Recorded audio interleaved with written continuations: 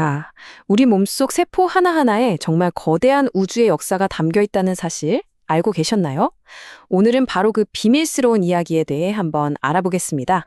그럼 아주 근본적인 질문 하나로 시작해 볼게요.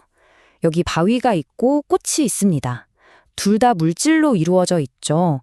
그런데 이 둘을 가르는 본질적인 차이점은 과연 뭘까요? 이 질문 속에 생명의 가장 큰 비밀이 숨어 있습니다. 그 답은 바로 정보를 다루는 방식에 있습니다.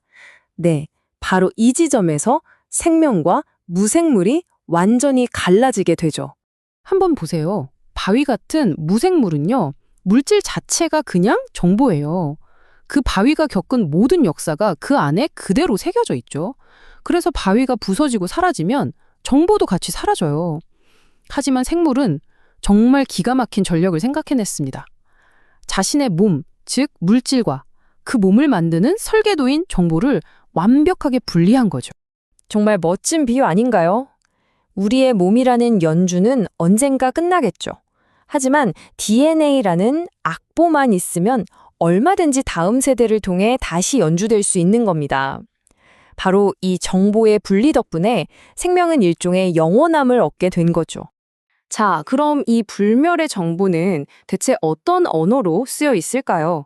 여기서 정말 놀라운 사실이 드러납니다. 지구에 사는 모든 생명체가요, 단 하나의 공통된 언어를 쓴다는 겁니다. 마치 컴퓨터가 0과 1, 이 두 개의 숫자로 세상 모든 정보를 처리하는 것처럼요. 지구의 모든 생명은 A, T, G, C, 딱 이 네 개의 화학 물질로 생명에 필요한 모든 정보를 저장하고 전달합니다. 저기 작은 박테리아부터 우리 인간까지 그 어떤 예외도 없습니다. 우리가 이 공통된 언어를 쓰기 때문에 다른 생명체와 유전 정보를 공유하는 건데요. 예를 들어 가장 가까운 친척인 침팬지와는 DNA가 무려 99%나 똑같습니다. 이건 좀 놀라실 수도 있겠네요. 우리 인간은 개와도 약 90%의 DNA를 공유하고 있습니다. 그런데 진짜 가장 경이로운 사실은 바로 이거예요.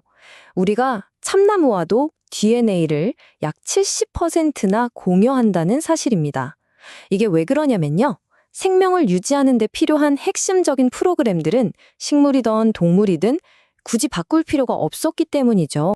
이게 무슨 철학적인 얘기가 아닙니다. 그냥 명백한 과학적 사실인 거예요. 길가에 있는 풀 한 포기와 바로 저, 그리고 여러분이 사실은 같은 언어를 쓰는 아주 먼 친척이라는 거죠. 우리 모두는 결국 하나의 공통 조상에서 시작된 거대한 가족인 셈입니다. 자, 그럼 이런 질문이 생기죠. 모두가 같은 언어를 쓴다면 어떻게 생명은 이렇게나 다양해질 수 있었을까요? 그 해답은 우리가 흔히 알던 진화 이야기의 아주 극적인 반전 속에 숨어 있습니다. 우리는 보통 진화를 다윈의 생명의 나무처럼 생각하잖아요.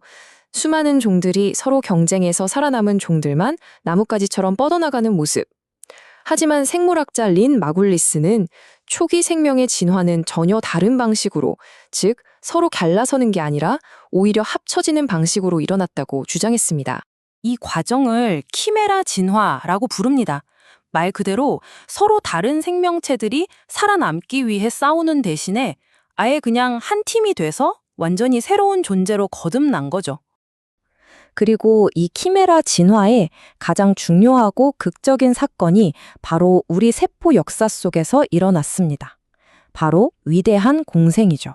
약 20억 년 전에 어떤 일이 있었냐면요. 어떤 큰 세포가 에너지를 아주 잘 만드는 작은 박테리아를 꿀꺽 삼켰습니다. 그런데 잡아먹고 소화시킨 게 아니라 자기 안에 에너지 발전소로 삼아버린 거예요. 이건 서로에게 완벽한 거래였습니다. 박테리아는 안전한 집과 먹이를 얻었고 숙주세포는 이전과는 비교도 안 될 만큼 강력한 에너지를 얻게 됐죠. 이 박테리아가 바로 오늘날 우리 몸의 모든 세포에 에너지를 공급하는 미토콘드리아의 조상입니다. 여기서 끝이 아니었어요. 식물이 될 운명을 가진 세포에서는 또 다른 엄청난 합병이 일어났습니다. 이번엔 햇빛으로 스스로 양분을 만드는 광합성 박테리아를 삼킨 거죠. 이 거래 역시 완벽했습니다. 박테리아는 안전한 보호막 안에서 살아가고 숙주세포는 스스로 양분을 만들어내는 놀라운 능력을 갖게 된 겁니다. 이 박테리아가 바로 식물세포의 태양광 공장, 엽록체가 되었습니다.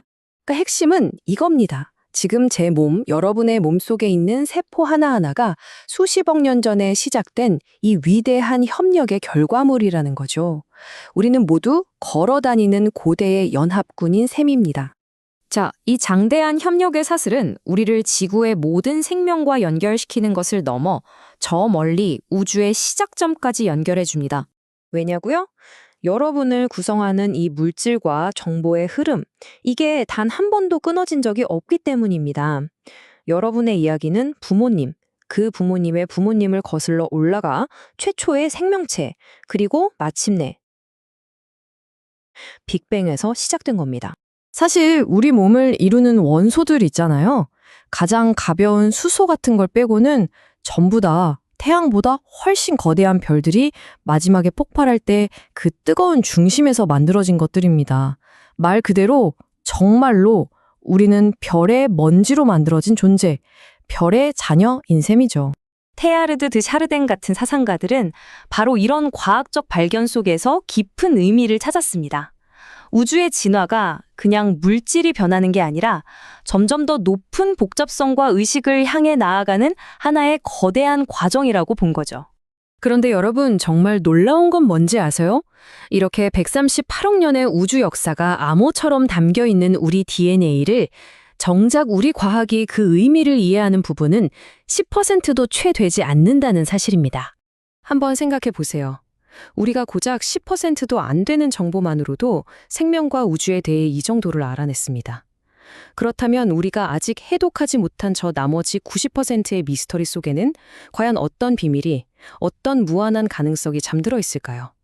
우리 각자의 내면에 숨겨진 이 광대한 우주, 그 비밀이 풀릴 날을 기대하며 오늘 이야기를 마치겠습니다.